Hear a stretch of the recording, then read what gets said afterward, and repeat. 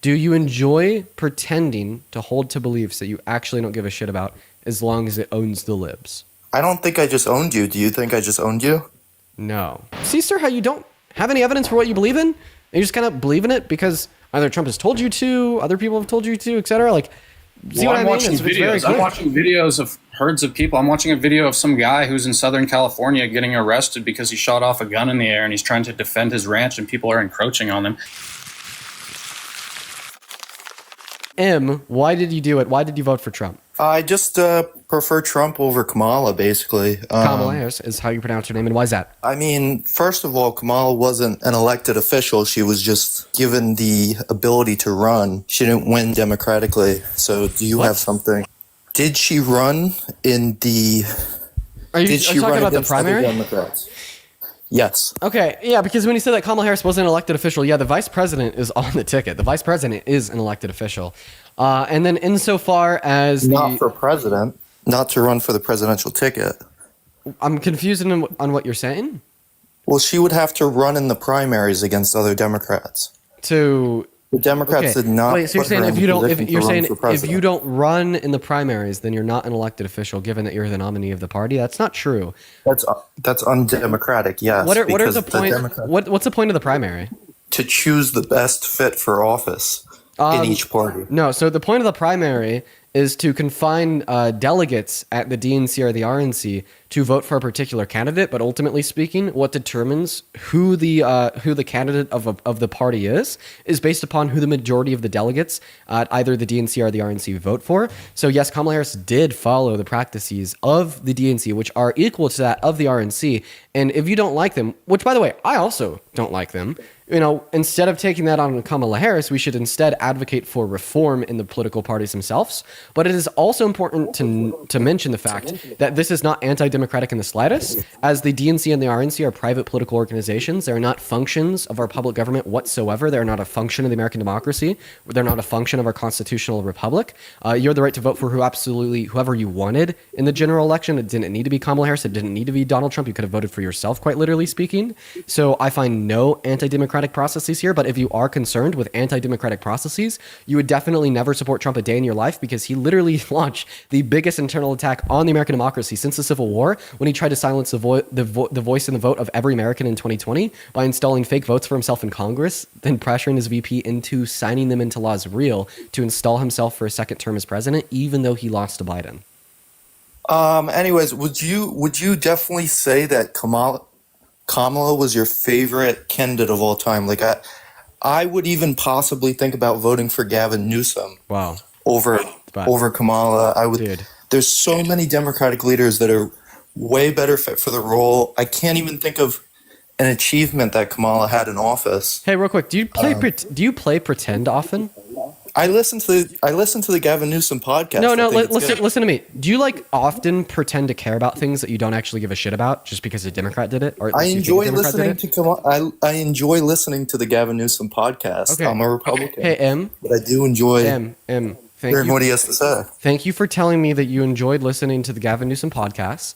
I'm not talking about the Gavin Newsom podcast. Please listen to what I'm saying. You just said I'm lying. I want you to listen to what I'm saying. Do you enjoy pretending to hold to beliefs that you actually don't give a shit about as long as it owns the libs? I don't think I just owned you. Do you think I just owned you? No. My point is that the first and the only thing that you said when you came on the live was that you do not believe that Kamala Harris got elected by the people to run for president, and it is the case that you think that was anti-democratic and that was your main reason why you didn't support her. When I explained to you how that was not anti-democratic, it was following It was, and that's a losing argument, but you gerrymandered and steamrolled the conversation. Okay, if I gave you a losing argument, why did you pivot away from it? I didn't. I said there's way better candidates. They could have elected democratically and had run against Trump. She was the worst candidate by percentage to run against Trump. Nobody really likes her. She did no press during the entire administration. Nobody heard anything from her. And then she used Beyonce. She used all these singers to try to get people to show up to her events. And it didn't work out. Okay, I appreciate you for saying. I appreciate you for saying these things, but it doesn't actually respond to the argument that I gave you. But I'll still address them. I have a quick question. Can you name one thing that Pence did as Trump's VP? That Pence did? Yeah. Oh, he wouldn't allow Trump to extend the at the end. What do you call it?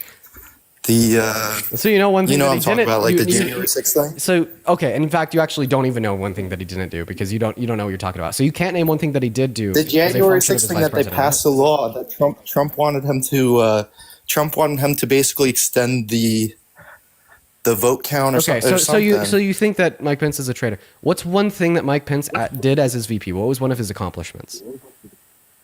I don't know. I was very young. No, that's fine. That's fine. Next question. What is one thing that Biden did as Obama's VP?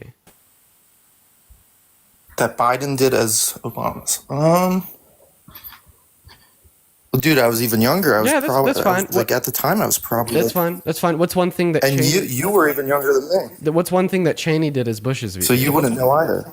You don't know. No idea. No idea. How about one thing Al Gore did as Bush's? As Clinton's VP?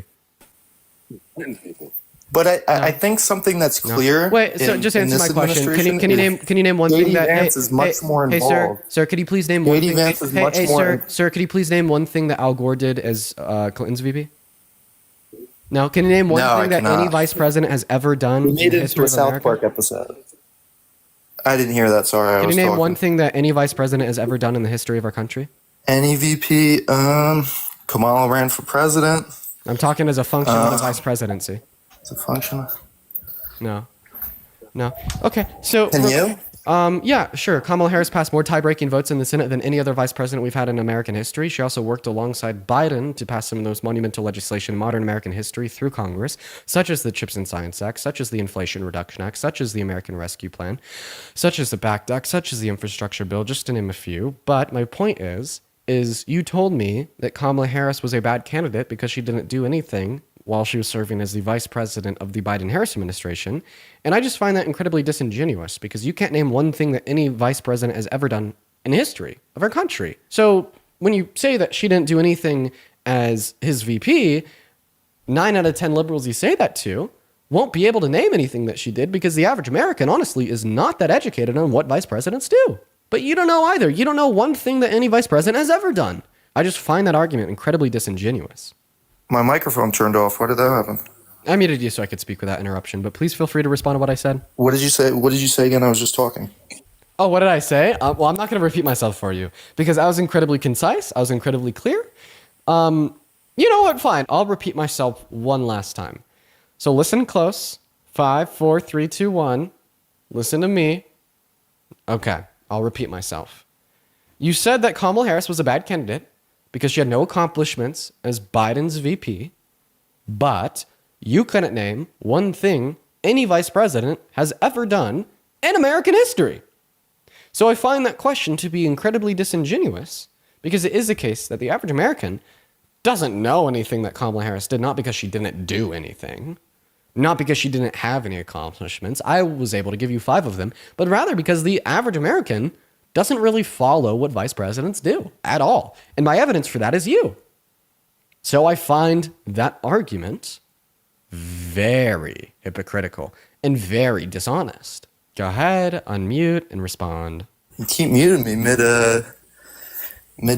answer.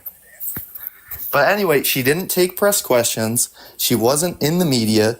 Nobody. Okay, I got it. You want to say a lot of things about Kamala Harris? Before you do that, I want you to respond to what I said. So you're back on mute. Feel free to unmute. What you said is, I don't know what she did. Yes, I don't know what she did because she wasn't in the media. That's my answer. Okay, so not only did I point out the fact that you don't know what Kamala Harris did, which you think leads us to the conclusion that she didn't do anything or she wasn't in the media, but I demonstrated how that's not the reason why. I gave you a long list of her accomplishments and pointed out the fact that you don't know anything that any vice president has ever done in American history. But my original question is, you don't think there was a better fit or more likable Democratic candidate? So And that wasn't you don't answer any time. that wasn't your You don't original answer any question. time, and then you. So I'm going to go ahead and clarify. You've given me about 3 or 4 arguments. One argument that you've given me is that she was anti-democratic because she didn't get voted in through the primary. I responded and addressed that. You didn't respond to what I Like said. Vladimir Zelensky. You completely ignored it. You completely ignored what I had said in response to you, then just continued to repeat your same claim that is anti-democratic. You then gave me an argument that she was underqualified and had no accomplishments because you can't think of anything that she did under the Biden-Harris administration. I then gave you a list of things that she's done and pointed out the fact that you can't name a single thing that any vice president has done in American history. You then went on to give an argument. There's plenty of candidates that were better than her. I think that she was the best fit for the presidency or for the run for presidency because she was the incumbent vice president, and she was definitely better than Donald Trump. So other Democrats that would be better than her were irrelevant because Then she why was didn't better that than show at Donald the Trump. polls? Because sometimes bad candidates win. Did you think Biden was better than Trump in 2020? Did you? Yes. Did you? You didn't see any signs of dementia in the debates. The first, were you? So you're not answering my question clearly. Wait, you're not were you answering. in No, the no, I'm political not. I'm sphere not going to wait. when he ran? I'm not going to wait. Answer my question clearly. When he ran, I'm not. I'm not going to allow you. I want you to answer my question clearly. Was Biden a better candidate than Trump in 2020? And I threw the question back at you. Okay, because sir. obviously If no. you don't answer my fucking Obviously question, not. I'm going to kick you. So your answer I is no, just right? didn't. I just did. Okay. Who won the election? Biden. So why didn't it show in the polls? I mean, he had clear signs of dementia back then. You're not answering my question. You're not answering my question because because you just said that Kamala Harris was worse than Donald Trump because she lost the election. It wasn't demonstrated in the polls, but you think that Donald Trump was better than Biden in 2020, but it didn't show in the polls. What that demonstrates is just because a popular is more more popular, just because a candidate is more popular amongst the American people doesn't mean that that candidate is better. So give me one reason why Donald Trump is a better candidate when compared to Kamala Harris. Feel free to evaluate policy, either foreign or domestic, or character. All I want you to do is give me one reason through the use of a comparative analysis what made him a better candidate. So you don't care to know how Biden won over Trump? No, I don't. I just want you to tell me one reason why Donald Trump was a better candidate than Kamala Harris. Just in his first month of being in office, like the amount of executive orders, the amount of action he's put into place, the Lincoln-Riley Act. I don't know. So many things have been accomplished in the first month, contrary to the Biden administration. I just think he's a way better political candidate, and it might be because it's his last better candidate because of the Lincoln-Riley Act. Well, yeah, I can't believe Democrats voted against that. Why would a Democrat vote against it? I think all the Democrats voted against the Lincoln-Riley Act. So the reason why many Democrats voted against the Lincoln-Riley Act is because it warrants detaining and deporting an undocumented migrant based upon the accusation of a sex crime, not giving them due process. So that's the reason why a lot of individuals voted against it. I obviously agree with this. I think it's foul that they don't even go to jail. They just get sent back to their countries. Well, I think that if an immigrant rapes an American citizen, I don't think they that's don't smart. go to jail. They get sent back. I think that's terrible because if we don't give them due process, It's awful. No. They're What's above the law. the Lincoln-Riley Act is awful. Can I explain why? I'm sure it's a lot better than the current process of letting them free. I want to tell you why it's bad. Are you ready to listen? Okay. The reason why the Lincoln-Riley Act is bad is because it didn't find these undocumented migrants guilty of what they'd been accused of. So when they are deported back to their home country, they don't go to a jail in that country. They walk free on the streets. So if those undocumented migrants were accused of something they really had done, such as child rape, the fact that we did not process and jail them here, or at least convict them of a crime, means that these potential child rapists are now roaming free on the streets of other countries, meaning it's possible for them to rape another child. That's why the Lincoln-Riley Act is really bad. Better than an ours. Wait, why? You want someone accused of rape. Wait, why? Actively walking around our country. Red herring. False. No, doing I want them harm. arrested and I want them thrown into jail without But that bail doesn't and given happen. due process. You know that doesn't happen. Oh wait, so are you saying that under Donald Trump's administration we live in lawlessness? Are you saying that the criminal justice system needs reform? Now you're sounding pretty left-leaning.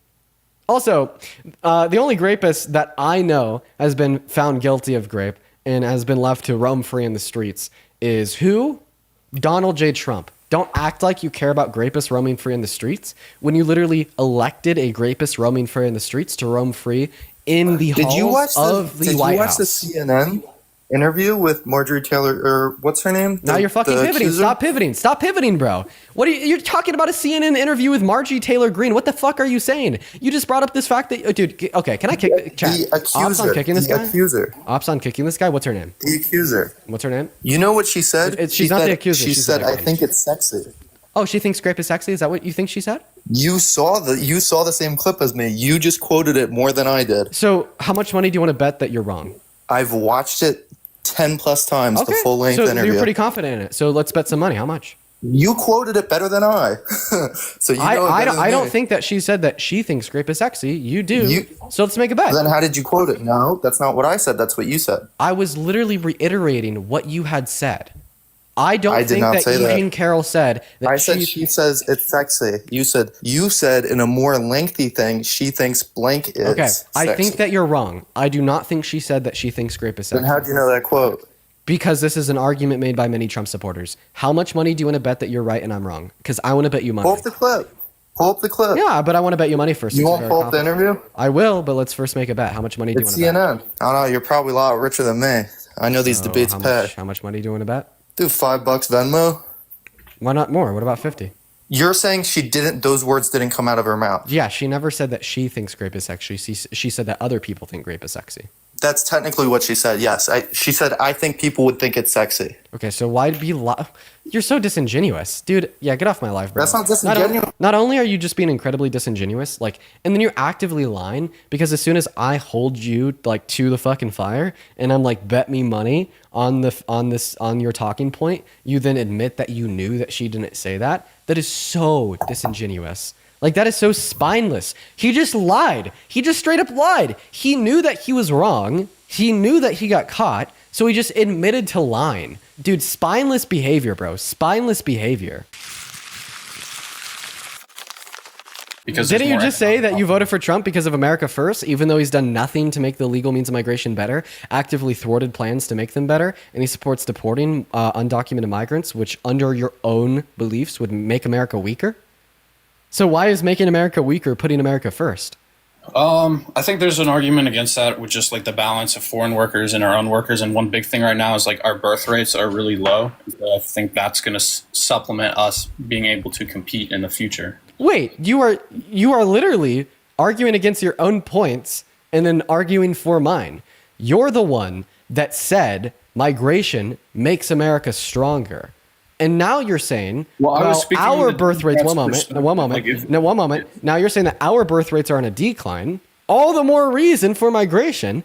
But then when you say that there's a balance of foreign workers and workers born in America, well, now you're kind of driving yourself into a replacement theory. The only time I've heard this argued is typically by individuals such as Nick Fuentes or white supremacists that believe in the great white replacement theory. What is your replacement theory? What is your argument here? The replacement theory is to just have birth rates higher. It's not about being white or anything. It's more about just having a system in which we're growing and we're not having to worry about problems like this, because it's not easy having to do this and bring people into the country like this in big numbers. And so so I'm just confused. Why is mass deportation better than mass amnesty? Because without mass amnesty, we would have to pay for that. And with mass deportation, I feel like it leaves certain gaps to be filled by people who are in America already. Mass deportation is significantly more expensive than mass amnesty. Mass amnesty actually makes us money. Mass deportation costs a shit ton. $175 billion up front, so we're also paying for that, plus $100 billion in reoccurring opportunity costs per year. Mass amnesty is going to have an upfront cost, but it's going to be an investment, since it is only going to make our government more money. So one's an investment to make more money. Another's an expenditure to make less money. So if you think that mass deportation is better than mass amnesty because of how much money our government is spending and taking in, you're obviously going to go with mass amnesty every single time, because it's an investment to make money compared to an investment to lose money. Yeah, but I think right now we're just finding the balance of going with both, and that's why we're not having a deal. Wait, so mass deportation is better than mass amnesty because of a balance? That's very vague and obscure. I don't know what that means, man. Could you be more clear with the reason why it's better? Because you're saying, yeah, but balance is very unclear. So could you give me a clear reason why mass deportation is better than mass amnesty? Because it is kind of vague, and I think it's just specifically about who you're giving amnesty to and who you're deporting. Specifically, another very vague reason. So your argument is that mass deportation is better than mass amnesty because, quote unquote, specifically who you're giving amnesty to and specifically who you're deporting. That's a very vague reason as well. That's a very unclear reason more as money well, should and that be doesn't really spent, make sense. because the medium on more money being spent is having more like federal officers that are hearing officers, and they hear cases and things like that, so we can have more of an efficient process. Okay, so now you're arguing that mass deportation is better than mass amnesty because it's a more efficient process? What do you mean by that? No, I don't mean it's more efficient. I mean, like, that's the medium right there, is having more federal workers. So it's either going to be amnesty or deportation. I'm asking you to tell me why mass deportation is better than mass amnesty. Do you have one singular reason? Yes, because What is the one single clear reason why deporting undocumented migrants is better than offering undocumented migrants that have not committed violent crimes a pathway to residency or citizenship? it would only be bad in times if the economy is not doing good, I think. That's not a reason why it's better than mass amnesty. What is one singular clear reason why mass deportation is better than mass amnesty? One clear reason would be that if somebody leaves, the job would go to an American. So you're saying that more jobs would go to Americans? Yes.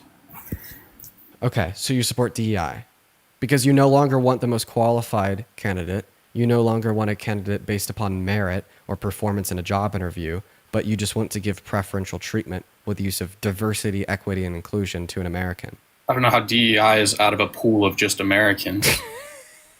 Like you're saying, although undocumented migrants are productive providers and if offered a pathway to residency or citizenship when they'd be Americans, all the jobs would no longer be going to undocumented migrants. They'd all be going to Americans. You're like, because they were born in another country, they should be deported, sent out of our country, and preferential treatment should be given to somebody in the country. So why should jobs go to people that were born in a certain geographic location compared to others? What does that serve to do for our country? Because as far as I'm concerned, you just saying that although there may be more qualified candidates that were not born in the geographic location of America that could be citizens with mass amnesty, you want candidates born in America that's going to create a lot of inefficiencies. Okay. I work up in Alaska, and I work with a lot of immigrants, and it's really nice, actually. And I think one problem is when they send a lot of the money back to Mexico, or back to any other country for that matter. And so it's just kind of like enriching other countries when they take American dollars and send them overseas. Okay, so legal migrants can do that too. Should we stop legal migration? But I would think the number of undocumented who are doing it is much higher than legal migrants. Why? I think it would just... Yeah, why do you think that? Because I think overall with the undocumented, that number is much higher for the money. Why do you think that? To the home country. Yeah, why do you think that? Because people have told me there that someone lives in Mexicali and how cheap it is there, and it's just they're able to live really well there with American dollars. Okay, yeah, sure. I know a lot of legal migrants. This is seasonal work up in Alaska. So you're just saying that somebody that is an undocumented migrant has told you that they've sent money back home to family in another country. Okay, yeah, I've been told that by a legal migrant. Where do we go from here? I mean, it's more of just about making the case for pro borders and pro. I mean, do you have like a study, a source? It's kind of like a spectrum. Evidence that undocumented migrants are more likely to send money home, quote unquote, than legal migrants? No, that is just from personal anecdote. Yeah, what personal anecdotal experience could you possibly have to prove that claim? See, like, seriously, like, I understand that a lot of people will come up here and debate me and use anecdotal experiences to justify what they believe in, but like, what anecdotal experience could possibly justify that undocumented migrants are more likely to send money home compared to legal migrants? Because they're more likely to have more family there instead of a support network in America. So somebody who's here working seasonally and all their family is back home compared to somebody who's set up here and supporting themselves in America. Wait, undocumented migrants are set up here supporting themselves in America, just like somebody that would come over a legal port of entry. So what is the argument that a legal migrant is less likely to have family in other countries? It's just an argument for deportation. Wait, so your reason, insofar as why you think that undocumented migrants are more likely to send more money overseas, is quote unquote deportation? That's not an argument. That's a fucking word. So it's not true then. Yeah, we certainly shouldn't believe things to be true if you don't have any evidence to suggest they are. Not to mention, do you believe in personal liberties and freedoms? Of course I do. So then why do you want to strip somebody's right to be here and have a pathway to residency or citizenship because they're doing what they want with their money? I don't, and I said it's a balancing act. So I don't want to deport everybody, but I don't want to allow it to get overwhelmed. Yeah, I'm just waiting. What do you mean overwhelmed? I don't see any way that undocumented migrants that have not committed violent crimes in our country are overwhelming our country. They're only helping. Do you think that we should limit birth rates of American citizens because we don't want birth rates to overwhelm our resources? You don't think abortions already do that? Do abortions decrease birth rates? I think that abortions allow for more productive family units to exist because we're focusing on families that want to have children compared to forcing 18, 19, and 20-year-old boys and girls to be parents. But answer to what I'm saying, because I don't want to pivot to abortion. What do you mean undocumented migrants are overwhelming America? At times, the influxes were too high where Okay, give me proof. local services weren't able to handle. Like what specific local services where? Specifically in like Aurora, Colorado, or in Chicago. Oh, wait, let's talk about Aurora. What local services in Aurora were being overwhelmed? The police. Oh, how so? Because Tren de Agua was set up there and they weren't able to like really do anything about it, and it was causing a lot of disruption. Wait, I'm so sorry. Didn't the mayor of Denver dispute that claim? So it wasn't Tren de Agua. I'm pretty sure that the mayor of Denver disputed that claim. And you know, the funny thing is at that time, I lived less than 40 minutes away from Aurora. I didn't feel overwhelmed at all. My police force didn't feel overwhelmed at all either. But if you want to say that police forces are getting overwhelmed by undocumented migrants, you're more likely to commit a crime than them. You're more likely to overwhelm police resources than undocumented migrants. Undocumented migrants in America actually drop per capita crime rates. And typically, police forces will scale, get more resources, and hire more officers based upon how many constituents they're overlooking, meaning that they actually underwhelm police resources, granting them more funding per capita to do less, as they're less likely to commit crimes. So I don't see any evidence for your claim. See, sir, how you don't have any evidence for what you believe in? And you just kind of believe in it because either Trump has told you to, other people have told you to, etc. Like, see what I mean? It's very videos. I'm watching videos of herds of people. I'm watching a video of some guy who's in Southern California getting arrested because he shot off a gun in the air and he's trying to defend his ranch and people are encroaching on him. I see crowds of people and I see Border Patrol is overwhelmed with it. I mean, and the last administration wasn't doing anything about it. Wait, what public resources are currently being overwhelmed by undocumented migrants that would make mass deportation make more sense than mass amnesty? Name me one. Or I'm just going to kick you because at this point, this conversation has just kind of gone on and on and on and on. You're just spreading propaganda. You're not making any fucking concessions whatsoever. What is overwhelming Border Patrols? The fact that our legal means of entry is so fucking bad because they've been neglected by our government for all of modern American history, and any attempt to do anything about it has been shot down by Trump, such as the bipartisan border bill. Know your facts. That is not to blame on the undocumented migrants or any migrant at all, and that is completely to blame on our government. It is our government's responsibility to give good attention and care to our border policy. Our government has not done that. They have ignored it. They have let the issue persist so Republicans predominantly can use it as a talking point to get prejudiced white Americans to vote for them. That is why the Border Patrol's overwhelmed. It's because we are doing nothing to make the legal means of migration into your country easier or better or more efficient, and you cannot contest that because you conceded and admitted that in all of Donald Trump's years and years and years as president, in all of Donald Trump's years and years and years as running for president, he has never, ever even mentioned, not once in any press conference, on the mic, ever, anything that he wants to do to make the legal so are means you of, saying while Trump was president, better. Are you saying while he was president, the rates of legal migration went down? While he was president, did the rates go down? Well, actually, he never took any action that made them go down personally. Month by month by month, under his administration, leading up until COVID with the implementation of Title 42, we actually only saw entry into our country go up. Wow, but I want to make it known that this is You're a red saying under herring. Trump's administration that less people were granted legal citizenship. No, I'm saying that Donald Trump never did anything to make legal means of migration better. What? Why are you saying things that? Why are you saying I said things that I didn't? Is that an excuse for it overwhelming Border Patrol? I don't. What do you mean by excuse? I'm just saying that it's not migrants' faults; it's our government's. I don't think it's migrants' faults either. They're incentivized to come here. Great. So we agree that it's a government's fault. Yes. Okay. And who's in charge of the government? Trump is now in charge. Thank you. So you now have just W leftist, W liberal. Yeah, it's Trump's fault. Great. Where do we go from here? Because you just conceded, man.